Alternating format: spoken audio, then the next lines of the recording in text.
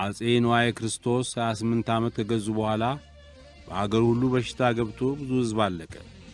በመጨረሻም ራሳቸው ታመው ሞቱ። ዙፋናቸውም ልጃቸው ንዋየ ማርያም ስመ መንግሥታቸው ውድም ፈሬ ንጉሠ ነገሥት ዘኢትዮጵያ ተብለው ነገሱ። ንዋየ ማርያም በነገሱ 10ኛ ዓመት በተቅማጥ በሽታ ታመው ስለሞቱ ወንድማቸው ዳዊት አጼ ይበቃል ተብለው በ1375 በአያታቸው በአጼ አምደ ጽዮን ዙፋን ላይ ተቀመጡ።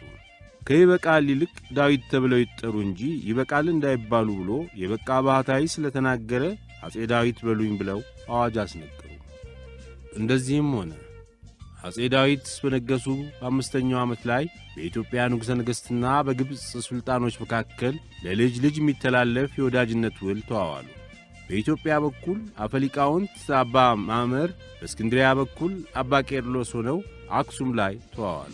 ሁሉም ንግድና ወዳጅነታቸው እንዲቀጥል፣ በኢትዮጵያ የሚኖሩ ሙስሊሞች እንዳይጉላሉ፣ በግብፅም የሚኖሩ ጳጳሳትና ክርስቲያኖች እንዳይታሰሩ፣ በኢትዮጵያ በኩል አስፈሪ የነበረው የጊዮን ውሃ ግድብ እንዳይጀመር፣ ግብፅም በየጊዜው ለኢትዮጵያ ጳጳስ እንድትልክ፣ ወደ ኢየሩሳሌም የሚሄዱ ኢትዮጵያውያን ችግር እንዳይደርስባቸው የሚሉ ሐሳቦች ያሉት ባለ 15 አንቀጽ ውል ነበረ።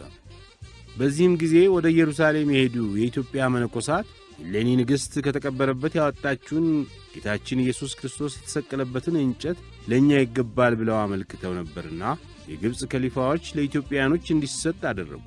አጼ ዳዊትም የዝሆን ጥርስና ከወርቅ የተሠሩ ማሰሮዎችን፣ የወርቅ አክሊል ላኩላቸው። የክርስቶስ አንድ እጅ ያረፈበት ግማደ መስቀል ለኢትዮጵያ ሲደርስ ሌላው ለእስክንድሪያና ለኢየሩሳሌም ገዳም ደርሷል። ከመስቀሉም ጋር ቅዱስ ሉቃስ የሳላትን የእመቤታችን ስዕል ከልጇ ጋር በክብርና በደስታ ይዘው በመንገድም ችግር ሳይደርስባቸው ወደ ኢትዮጵያ ይዘው መጡ። አጼ ዳዊትም መምጣታቸውን ሰምተው ጌዜራ ተባለ ቦታ ድረስ ሄደው ተቀበሏቸው። እዚያም መስከረም 16 ቀን 1380 ዓመተ ምህረት ተጉለት ገቡና በቤተ መንግሥት አጠገብ ቤተ ክርስቲያን አሰርተው ግማደ መስቀሉን በክብር አስቀመጡ። በዚያን ጊዜ መስቀሉን ከመስቀለኛ ቦታ አስቀምጡት የሚል ጽሑፍ በራእይ ታያቸው ይባላል።